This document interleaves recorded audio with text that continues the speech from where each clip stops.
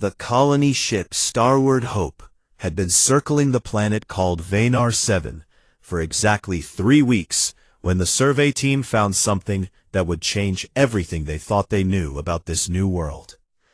Dr. Linda Morrison was a xenobiologist who had spent her whole life studying alien creatures, and she led the team that walked into the valley that morning with scanners and cameras and enough excitement to fill a small moon.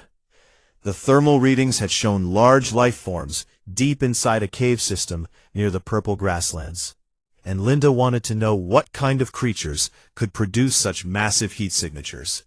What she found made her drop her scanner in shock. Dragons. Not the dragons from old Earth fairy tales, but something close enough to make every human on the team freeze in their tracks. The Vanari, as the colonists would later name them, were enormous reptilian beings, covered head to tail in scales that shimmered and shifted between deep emerald green and the darkest blue of midnight skies. They had 4 powerful legs and wings made of thin membrane that stretched between bone-like structures, and their eyes glowed with an intelligence that was impossible to ignore. The largest of them all was a female, who measured nearly 40 meters from the tip of her snout to the end of her massive tail. She had scales that looked like storm clouds given form, and the colonists would come to call her Grandmother Storm, because when she roared, it sounded like thunder rolling across mountains. Linda backed away slowly and signaled her team to do the same. They had stumbled onto nesting grounds, and every xenobiologist knew that disturbing alien breeding sites was one of the fastest ways to start a war that nobody could win.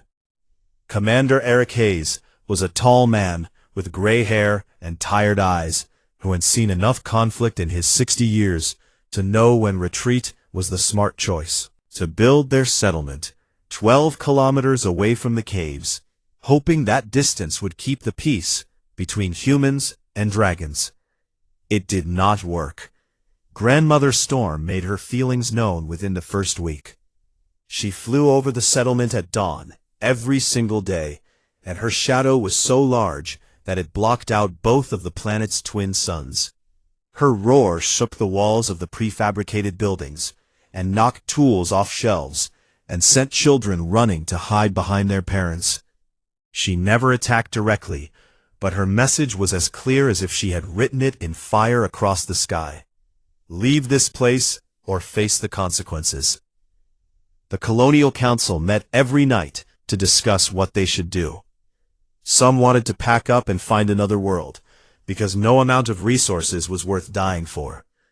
Others argued that they had invested too much time and too many supplies to simply give up and fly away. The debates grew heated as food supplies ran low and the Vanari patrols grew more frequent and more aggressive. Nobody asked 7-year-old Maggie Patterson what she thought about any of this. She was too young to understand politics and too small to have a voice in decisions that affected thousands of lives. But Maggie had her own problems to worry about. Her father, Pete Patterson, was the settlement's chief engineer, and he spent most of his days fixing machines and building new structures and trying to keep everything running smoothly. He loved his daughter more than anything in the universe, but his work kept him busy from sunrise to sunset. Maggie's mother had died during the long voyage from Earth, and the girl had learned early how to entertain herself when no one else had time to play. She had a jar of craft glitter that she had saved from Earth, and it was her most precious possession. The glitter sparkled in 100 different colors, and Maggie liked to pour it into her palm and watch how the light made it dance like tiny stars. She also had a stuffed elephant named Captain Trumpet, who went everywhere with her and listened to all her secrets without ever telling anyone. The settlement walls felt like a prison to a child who wanted nothing more than to explore the strange purple grasslands she could see through her window every night. The adults talked about danger and death and creatures that could melt metal with their breath, but Maggie did not really understand what any of that meant. She just knew that somewhere out there, beyond the fences, was a whole world waiting to be discovered. The Colonial Council continued to argue. Commander Hayes wanted to attempt communication with the Vaynari, but nobody knew how to talk to creatures that spoke in sounds too low and too high for human ears to hear. Dr. Morrison spent her days analyzing recordings of Vaynari vocalizations and trying to build a translation device that might allow them to exchange words with the dragons. She made progress slowly but not fast enough to solve the immediate crisis. The dragons grew bolder with each passing day. They landed on hills within sight of the settlement and watched the humans with their glowing, intelligent eyes. Grandmother Storm herself came close enough that people could see the individual scales on her massive head, and the way her nostrils flared when she caught the scent of human machinery. Pete Patterson worked longer hours than anyone else, trying to find ways to make the settlement self-sufficient, so they would not need supply ships that might provoke the dragons further. He came home exhausted every night and fell asleep before he could read Maggie her bedtime story. The girl did not complain because she knew her father was doing important work, but she felt lonely in ways she could not explain. She started sneaking out of bed to sit by her window and watch the arc. Twin moons rise over the purple grass. Sometimes she imagined what it would be like to walk out there among the strange plants and alien flowers. Sometimes she talked to Captain Trumpet about the adventures they would have if only someone would let them outside the walls. The settlement's mood grew darker as weeks turned into months. Arguments broke out over small things because people were scared and tired and running out of hope. Children were forbidden from playing outside, except in the central courtyard where guards could watch them. Maggie obeyed the rules most of the time, but she could not stop thinking about the world beyond the fence. She found a gap in the eastern barrier one afternoon while playing hide-and-seek with the Okonkwo twins. The gap was small enough that an adult would never fit through, but just the right size for a curious 7-year-old girl with a backpack full of protein bars and a jar of glitter and a stuffed elephant, named Captain Trumpet. She did not go through the gap that day, but she remembered exactly where it was. Maggie Patterson had always been what her father called independently minded, which was a nice way of saying she did exactly what she wanted most of the time. Pete loved his daughter with all his heart, but he often worried about her fearless nature and her habit of treating safety rules like suggestions rather than commands. The morning that changed everything started like any other morning in the settlement. Pete woke up early and made breakfast for Maggie and kissed her forehead before heading out to repair the water recyclers on the far side of the compound. He asked the Okonkwo family to watch her for the day because their twins, Grace and Gabriel, were close to Maggie's age, and the 3 children usually played well together. The Okonkwo parents were kind people who always said yes when Pete needed help. Maggie liked Grace and Gabriel well enough, but they wanted to play games that she found boring. They wanted to sit inside and play with digital toys on their tablets, but Maggie wanted adventure and excitement and something real to touch and explore. She sat with them for about an hour before the restlessness became too much to bear. The gap in the eastern fence called to her like a whisper she could not ignore. She told Grace that she was going to the bathroom, and she grabbed her backpack from the corner where she had left it. Inside the backpack was her jar of glitter and 3 protein bars, and Captain Trumpet, the stuffed elephant, who had been her best friend since before she could remember. She slipped out the back door of the Okonkwo home and walked quickly toward the eastern fence. Nobody stopped her because nobody was watching that particular stretch of wall. The gap was exactly where she remembered it.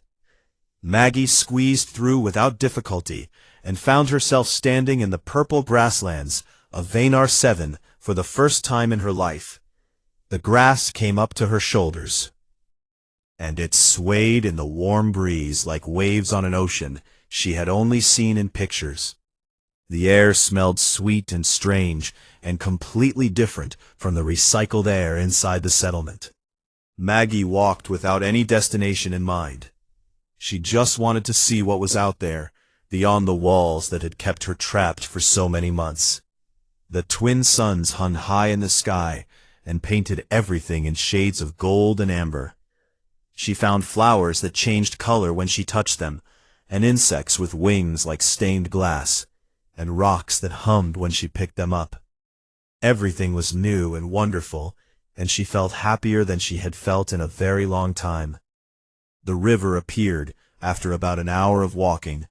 It was wide and slow and filled with fish that sparkled like jewels beneath the clear water. Maggie sat down on the bank and watched them swim back and forth, and thought about how much she wished her father could see this beautiful place. That was when she heard the sound behind her. It was something between a chirp and a growl, and it made her turn around so fast she almost fell into the water. 3 small creatures stood in the purple grass, watching her, with eyes that glowed like tiny flames. They were dragons, baby dragons. Each one was roughly the size of a large dog, and their scales were still soft, and their wings were too small to carry them into the sky. The first one had scales that caught the sunlight like scattered rubies, and Maggie thought she was the most beautiful thing she had ever seen. The second one was green like the leaves of the plants back on Earth that Maggie had seen in picture books. The third one shimmered silver like moonlight on water. They stared at Maggie, and Maggie stared back at them. She knew she should probably be afraid, but fear had never come easily to her, and these creatures did not look dangerous. Curious. The ruby-colored one made that chirping, growling sound again, and took a hesitant step forward. Maggie did the only thing that made sense to her in that moment. She sat down in the grass and opened her backpack and pulled out her jar of glitter. She unscrewed the lid and poured some of the sparkling powder into her palm. The ruby hatchling came closer and closer until she was close enough to sniff Maggie's outstretched hand. Her nostrils flared, and then she sneezed, and the sneeze sent glitter swirling into the air like a tiny storm of stars. The other 2 hatchlings rushed forward to see what was happening. They tumbled over each other in their excitement, and made sounds that were higher and faster and happier than before. Maggie laughed and poured more glitter into the grass. The green hatchling rolled in it until his scales were covered in sparkles. The silver one tried to eat some and made a funny face when she discovered it did not taste like anything good. The ruby one kept sneezing, and each sneeze made Maggie laugh harder. She decided to give them names. The ruby one would be called Ruby. The green one would be called Emerald. The silver one would be called Diamond. They were her friends now, and Maggie had never made friends so quickly in her entire life. The hatchlings seemed to forget that she was a strange creature from another world. They chased each other around her in circles, and pounced on her backpack, and investigated Captain Trumpet with great interest. Ruby tried to carry the stuffed elephant in her mouth, but Emerald wanted it too, and soon all 3 of them were playing tug-of-war, while Maggie watched and clapped her hands with delight. The afternoon sun moved slowly across the sky, and Maggie lost track of time completely. She did not think about her father, or the settlement, or the rules she had broken. She only thought about her new friends and the beautiful river, and the way the glitter made everything look magical. She did not know that half a kilometer away, something massive had just noticed that her babies were missing. Grandmother Storm rose from her resting place near the caves, and lifted her enormous head to taste the air.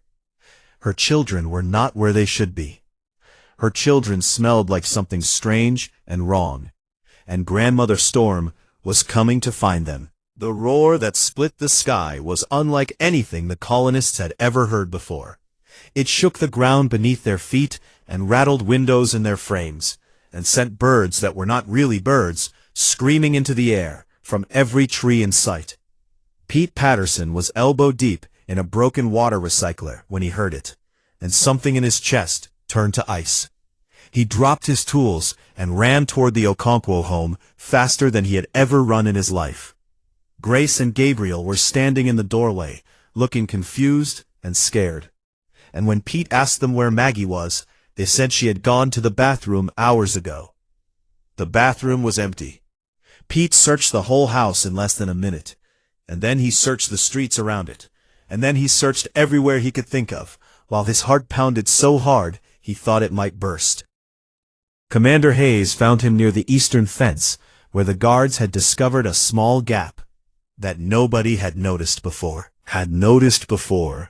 A gap just big enough for a 7-year-old girl. Dr. Linda Morrison had her long-range scanner pointed at something in the distance, and her face was the color of old paper. She handed the scanner to Pete without saying anything, and he looked through it and saw something that would haunt his dreams for the rest of his life. His daughter was sitting in a field of purple grass surrounded by 3 baby dragons, and descending from the clouds above her was the largest Vaynari on the planet, with fire already building in her throat. Grandmother Storm landed 50 meters from her hatchlings, and the impact of her massive body hitting the ground sent shockwaves through the earth that knocked Maggie onto her back. The great dragon was enormous beyond anything Maggie had imagined. Her head alone was bigger than the shuttle that had brought the colonists down from orbit.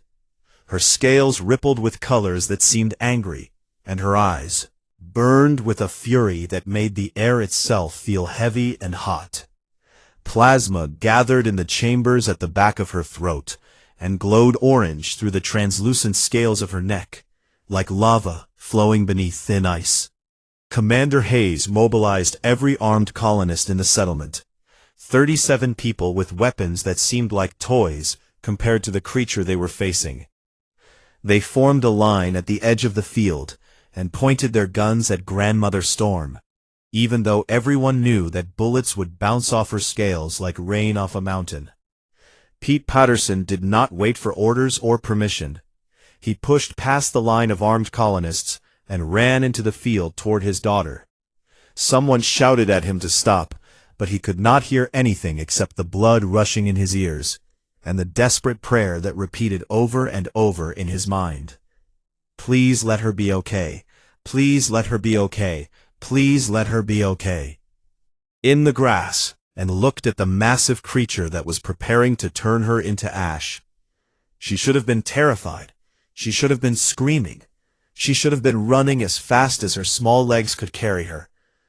But Maggie Patterson had never learned to fear things properly, and in that moment, she did not see a monster.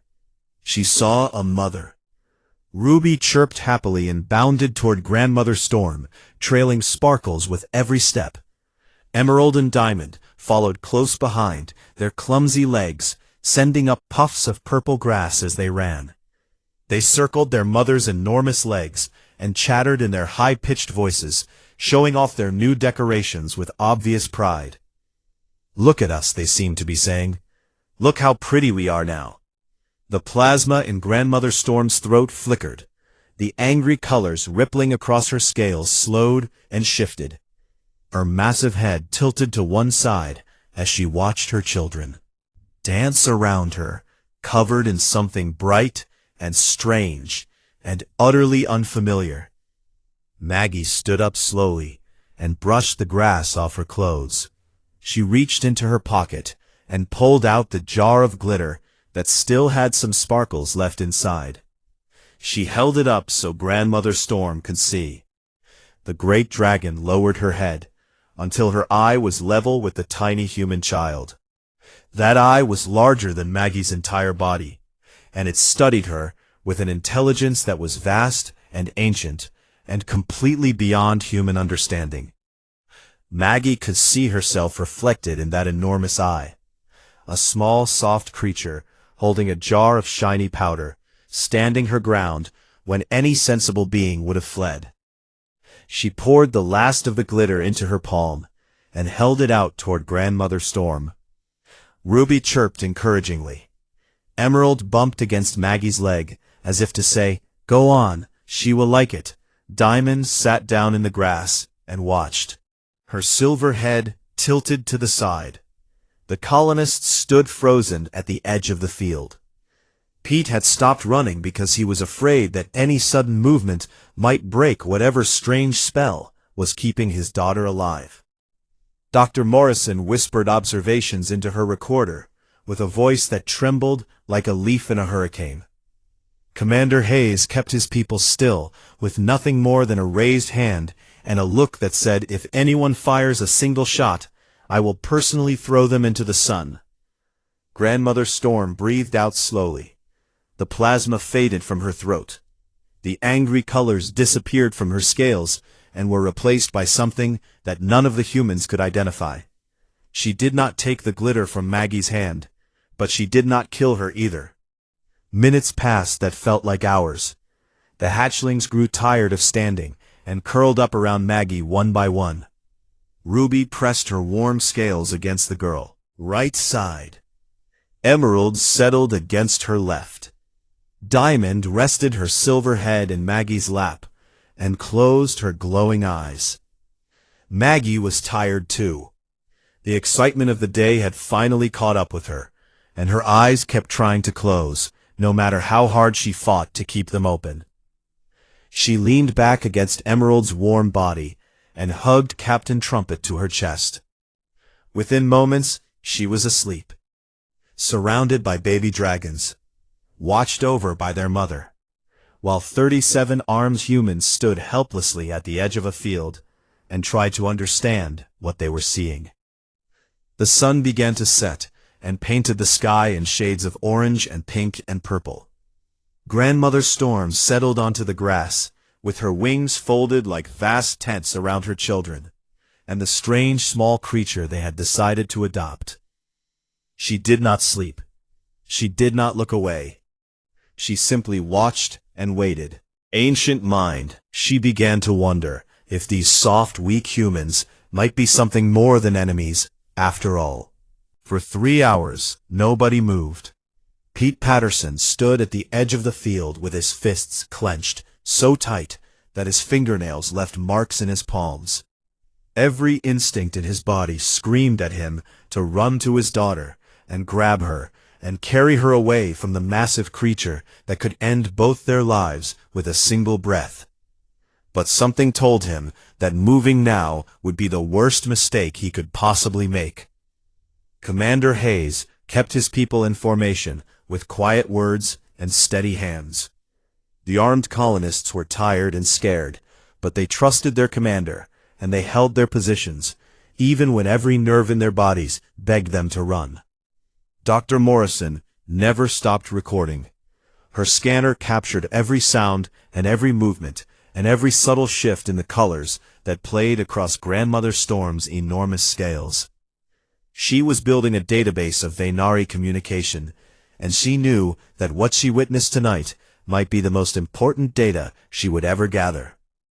The key to everything. The hatchlings slept peacefully around Maggie. Ruby's breathing made a soft rumbling sound like a small engine purring. Emerald twitched in his sleep, and his claws dug little furrows in the purple grass. Diamond had not moved at all since she laid her head in Maggie's lap. Maggie herself slept deeper than she had slept in months. She dreamed of flying through clouds on the back of a great dragon, with wind rushing past her face and stars wheeling overhead. It was the best dream she had ever had. Grandmother Storm watched the small human child with eyes that had seen centuries pass like days. She had watched her own kind rise from simple beasts to creatures of thought and memory. She had watched other species come to Vaynar 7 and try to claim it for themselves. Some had fled when they saw the Vaynari. Others had fought and died. None had ever sat down in front of her children and offered them something bright and beautiful for no reason other than kindness. The sun finished setting, and the twin moons rose to take its place. Their silver light made everything look like it was covered in frost, even though the night was warm. Grandmother Storm shifted her massive body, and the movement sent vibrations through the ground that woke Maggie from her dreams. The girl opened her eyes and found herself looking up at a face larger than her entire home back in the settlement. She was not afraid. She reached out and touched the scales of Grandmother Storm's snout with her small, soft hand. The scales were warm and smooth, and they hummed with energy that Maggie could feel in her bones. Grandmother Storm made a sound that was so low it was more like a feeling than a noise. Dr. Morrison's scanner went wild with data as it captured the vocalization. When the translation algorithm finished processing the sound, it produced words that would be remembered for generations. The small, soft one gave brightness to my young. Why did she do this? Pete stepped forward before anyone could stop him. His voice cracked when he spoke, because he was more scared than he had ever been in his life. But he could not stay silent while his daughter faced something so far beyond human understanding. She does not know how to be afraid. She just wanted to make friends. The translation device worked both ways, and Grandmother Storm heard the meaning of his words, even if she could not understand the sounds themselves. She turned her enormous head to look at the adult human who smelled like metal and sweat and fear. Humans bring danger to this world. Humans bring machines that poison the air and dig wounds in the earth. Humans bring death wherever they go. Pete wanted to argue, but he knew that everything Grandmother Storm said was true. Humanity's history was written in the destruction they left behind on world after world. They had come to Vanar 7 hoping to do better. But hope was not proof, and promises meant nothing to a creature who had watched other species make the same promises and break them just as easily. Maggie stood up slowly, and the movement woke the hatchlings, who had been sleeping around her. Ruby yawned and stretched, and her jaw opened wide enough that Maggie could have fit inside if she wanted to. Emerald shook himself like a wet dog and sent glitter flying in every direction. Diamond blinked her silver eyes and looked up at Maggie with something that might have been affection. I gave them glitter because it makes things pretty. Maggie spoke directly to Grandmother Storm without any fear or hesitation in her voice. Everyone should have pretty things. It makes you feel happy inside. The translation device processed her words and sent them to Grandmother Storm in frequencies that human ears could not. The great dragon was silent for a long moment. Then she made a sound that the algorithm could not translate because it had no equivalent in any human language. It might have been laughter. It might have been wonder. It might have been something that humans had no word for at all. Your young one speaks truth that your elders have forgotten.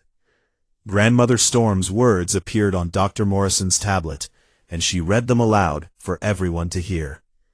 You bring danger, yes. You bring death, yes. But this small one brings brightness. She makes my children laugh. Perhaps your kind is not all poison and pain.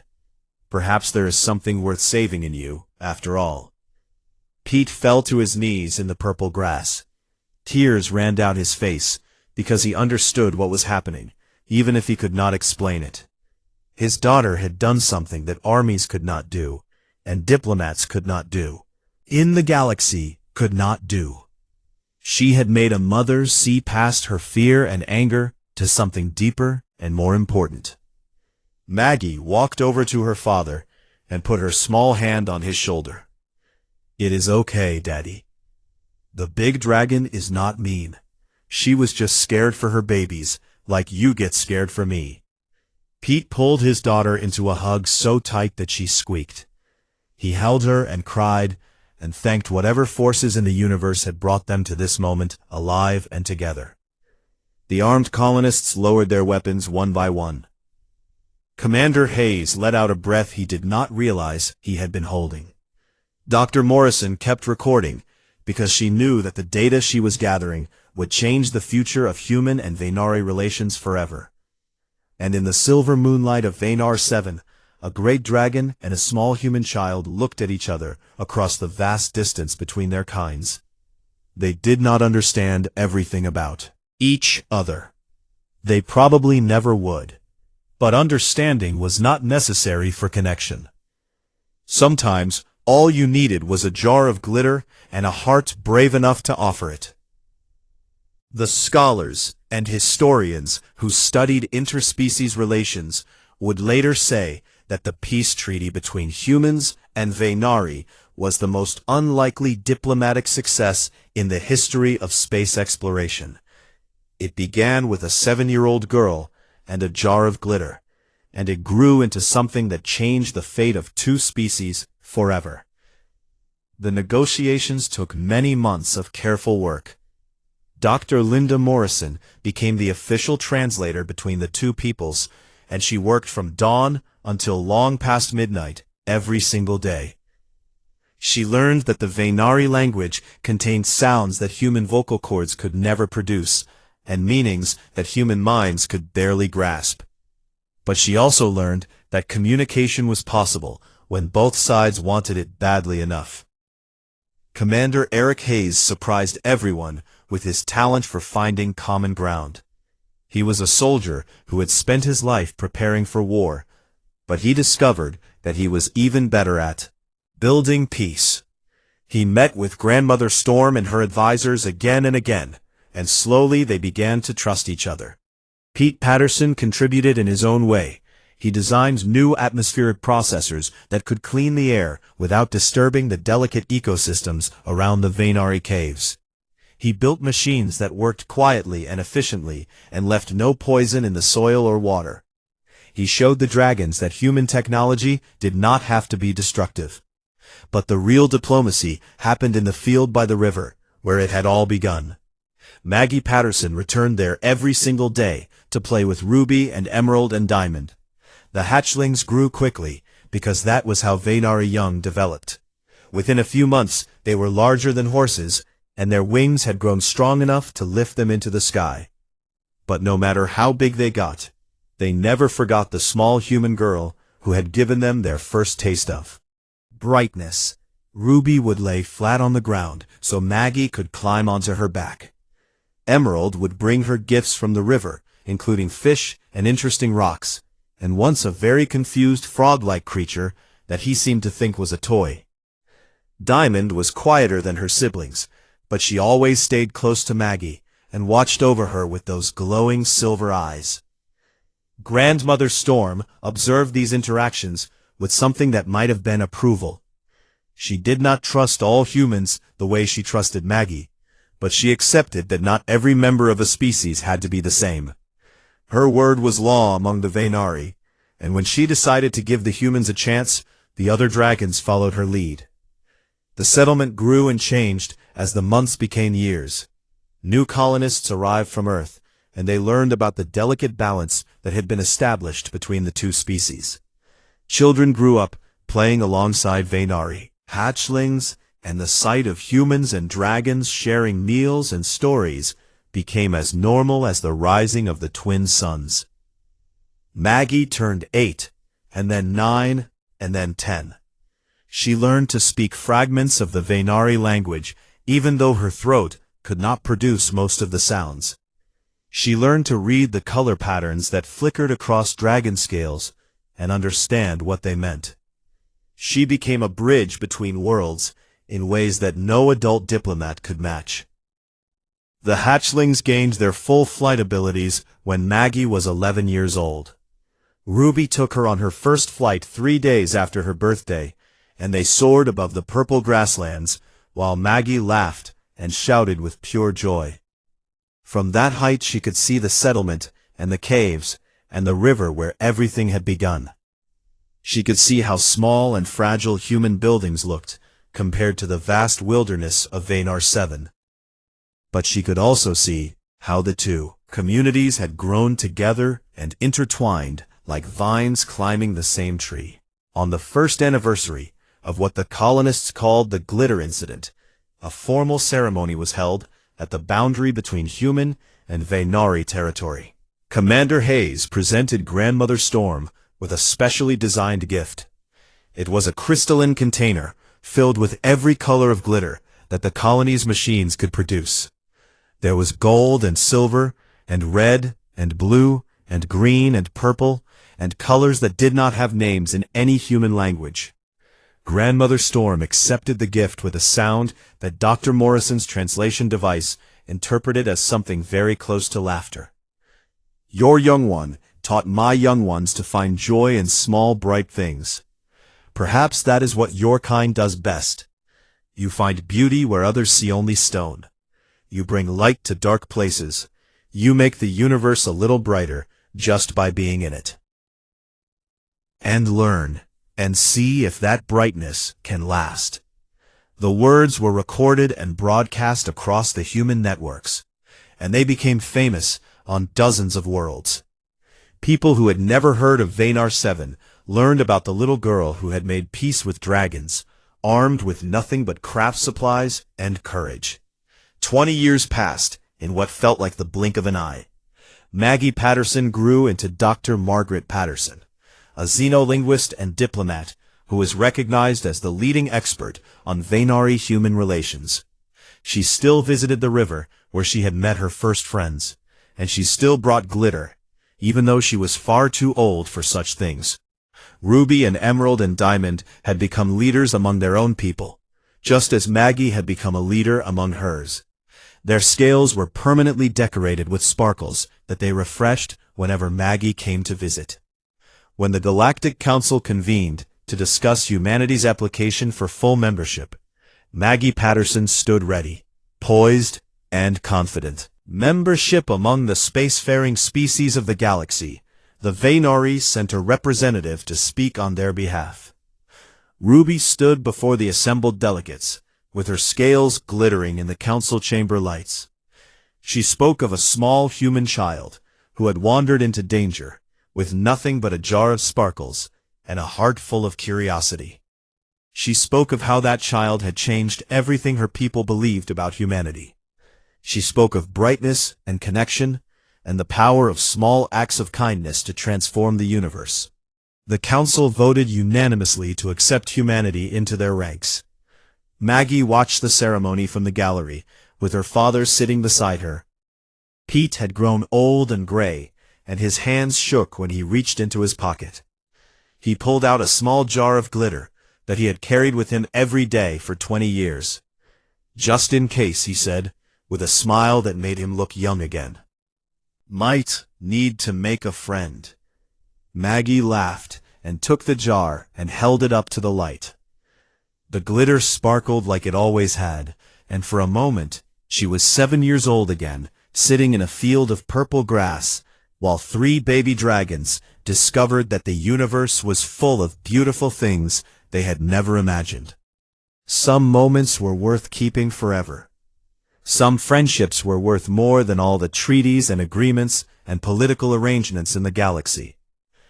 And sometimes the most powerful force in the universe was nothing more complicated than a child who was not afraid to share her brightness with strangers.